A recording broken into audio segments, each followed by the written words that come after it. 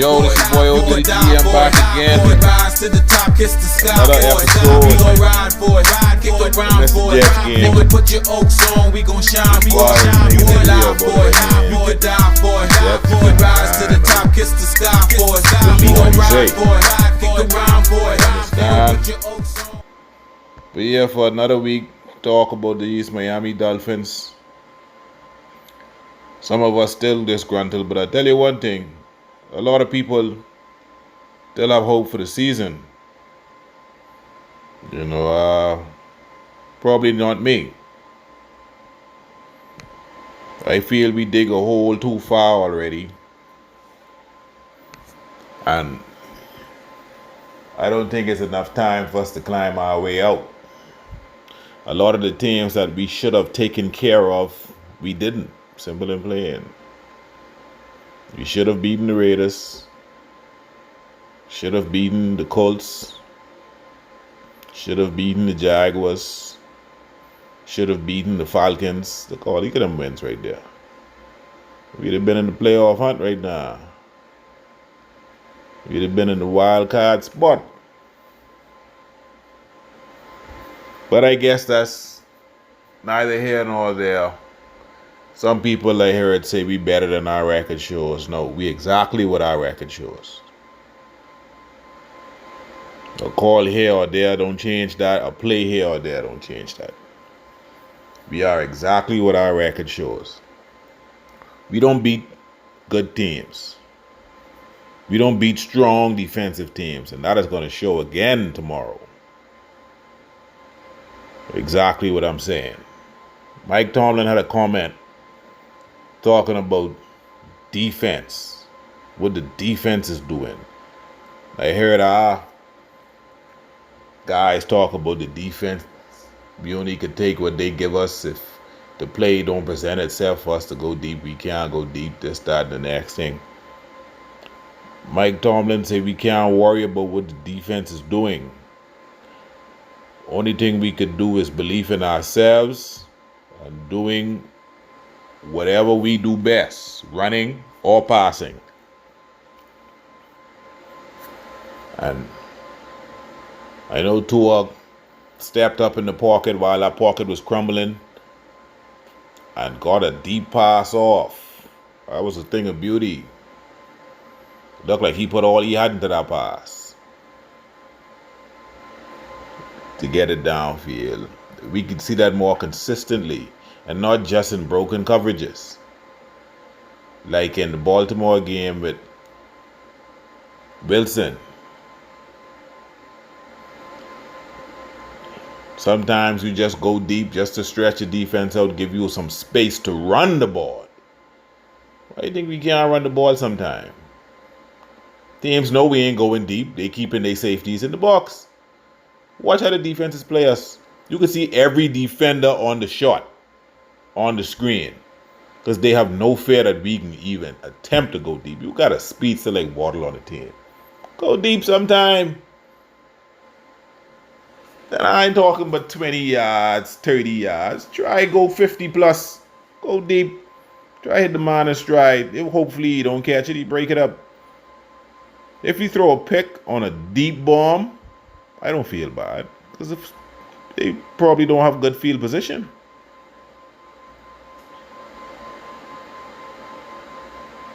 I mean,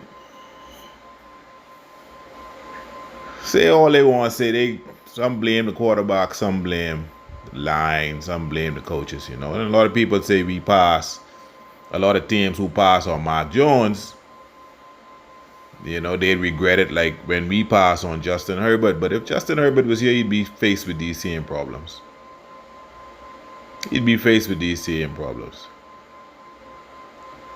Our quarterback elevates. We have seen our quarterback elevate the play of the guys around him, whether you want to believe it or not. Because when we just see in Tua, we feel that he's not elevating the guys around him. But only so much you could do when you're playing with backups. Only so much you could do. We seen the difference when Brissett was in. Offense really don't move. Really don't. I mean, even if we don't score with Tua sometimes, you could see our offense moves and some bad play calling costs us, but you could see the difference. The numbers look better with Tua in there. So obviously he's elevating the team, but only so far he can go when two top wideouts never won't be healthy. Right? You're playing with backups. And I talking about everybody on our offensive line, except Robert Hunt. Or they all backups. None of them, there's a good chance none of them can start for other team. Right now. Maybe in the future, there's some development with Austin Jackson and Eichenberg, but ain't no one else starting on that team nowhere else. So they backups. And for him not to get sacked in that Jets game, I mean, sure, it's the Jets.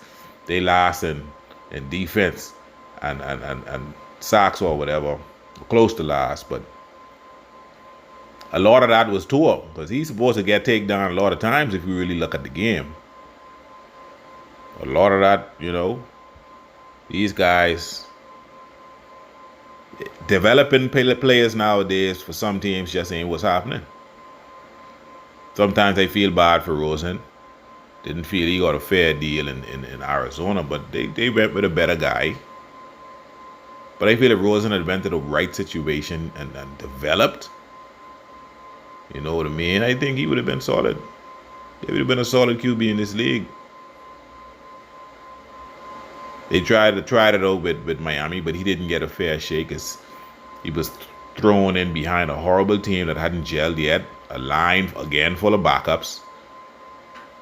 Running field life almost on every play. But I can see he was a gamer.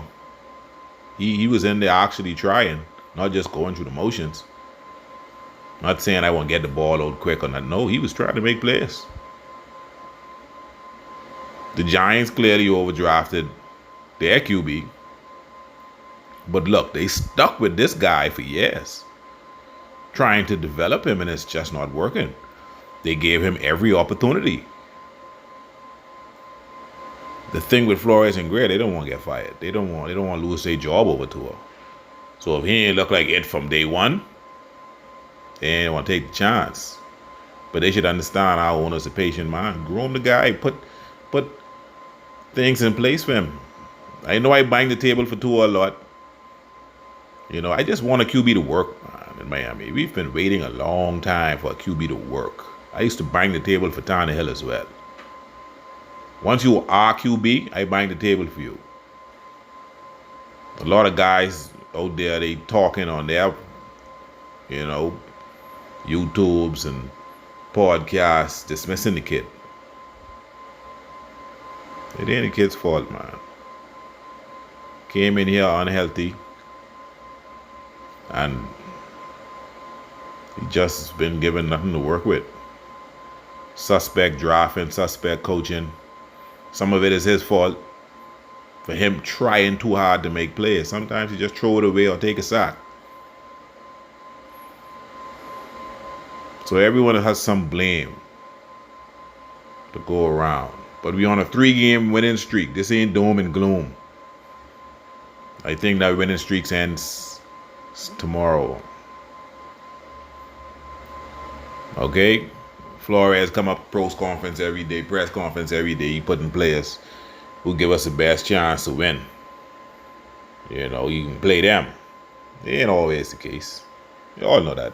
Anybody with sense know that. It ain't always the case. I see guys get cut that shouldn't have been cut. And some of our units suffering because. It has been said he don't get along with everybody, so. But at some point you have to try. You could dislike someone, but you could work with them. That's fine. You got one common goal. We got to do that. Eichenberg, for some reason, he just ain't developing. Coaching. He ain't developing. If it's someone you shouldn't get along with right now, it's your O-line coach. There's no way this guy come from Notre Dame or O-line school, second round pick. You traded up for him, and he can't pass block. Run block is decent, I guess, but can't pass block. And it's getting worse every Sunday. They want to say this is his highest grade game against the Jets, but it's the Jets. Okay? Tua bailed him out a lot of should-be sacks. Just by Tua's pocket presence. No one talks about it, but that boy have impeccable pocket presence. His feet, thing of beauty, and as he goes through his career, it'll only get better. Okay? So, we talk about the Panthers. Carolina Panthers and their young athletic defense. You know, they got a lot of ball, especially linebacking core. They pretty athletic, they pretty solid. They solid up front. You know, the secondary is decent. They one of the top defenses in the league. This could be a big test. Cam Newton, I'm not a big fan of Cam Newton. You know, for some reason I feel he's too arrogant. But he is a former MVP. He has led his team to the Super Bowl before. He is not one to be afraid of anymore because of his arm. He was never an accurate quarterback, but his arm, he don't scare nobody with his arm. So throwing the ball, I wouldn't be scared of. But that run game with Christian McCaffrey and him, that could be a lot for the Dolphins to handle. If they come up with that same, they dust that same game plan what they had with Baltimore off. Who knows? Maybe they have a chance. I feel it can be a close game. I feel it's going to be an ugly game. Turnovers could determine the game. Turnovers will determine that game. If Tua could not make mistakes trying to make plays at times, it's going to be a good game. Cam Newton, I expect him and Christian McCaffrey, as Christian McCaffrey does on every team, to have his way. I think Joe Brady is their OC. You know, he's pretty good play caller. Armstrong because he really don't have no quarterbacks. And they keep failing to find quarterbacks in Carolina. You got to go to the draft and, like Don Marino say, pick a guy and let it fly. Let Joe Brady and Matt Rule develop the young fella. But every year Carolina does enough for them not to get fired. They shouldn't have run Teddy Bridgewater out of town. You know, not for the guy from the Jets. I forget his name. He's so dead I don't even remember his name. But not for him, man. You know, you can't run Teddy Two Gloves out of town for him.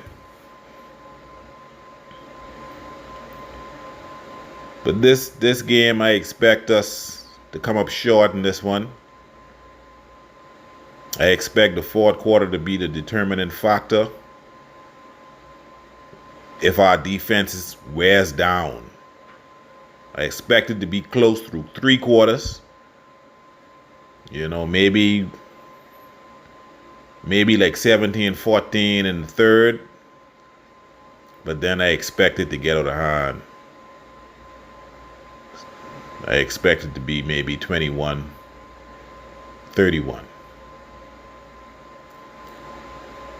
Late in the game. 21-31 might be the final score. Cam Newton, 60 yards on the ground. McCaffrey, 130 all-purpose yards. That's what I expect. Tua, 3 touchdowns, 2 interceptions. I feel the turnovers. There's going to be some turnovers that he tries to make plays late in the down with the pressure on him, and he's going to make mistakes. He's going to try and force the ball or get the ball out before he's sacked, and it'll be the determining factor in that game, giving Carolina a few short fields. What we should do is take shots early and often. Take a deep shot here and there. Stretch that defense out if we have a chance on being unpredictable as far as pass and run. Make them have to drop safeties out of the box. If we come dinking and dunking, they can clear out that line of scrimmage and we will never run the ball like we haven't all season. OCs don't know what they're doing, man. You always take shots. Take a shot down the field just to loosen up the coverage. Textbook offensive coaching, offensive scheming, textbook. That's number one in the book. Loosen up the coverage, take shots here and there. We don't get it. Dink, dunk, try to run. Everybody 7 yards from the line of scrimmage. How you gonna do that? Make them drop back.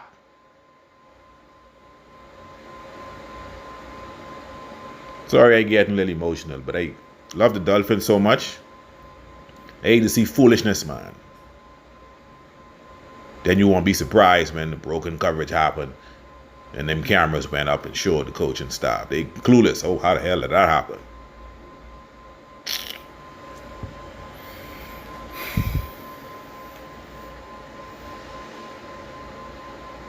Dolphin Nation, we here in the Bahamas, doing the best we could to support our team from over the waters.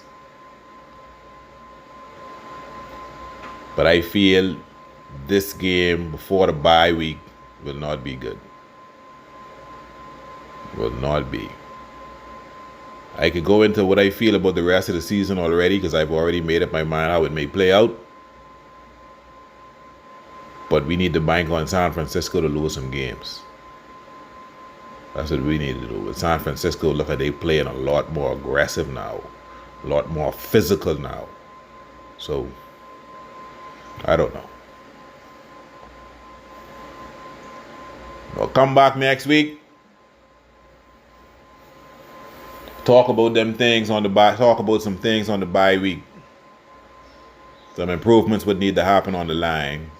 Some improvements as far as drafting and free agency. What could happen on the bye week? I can get into that. Week after, we'll talk about the Giants. Well, I think we have the Jets after the bye week. We have the Jets again. It's OD the GM. We can link.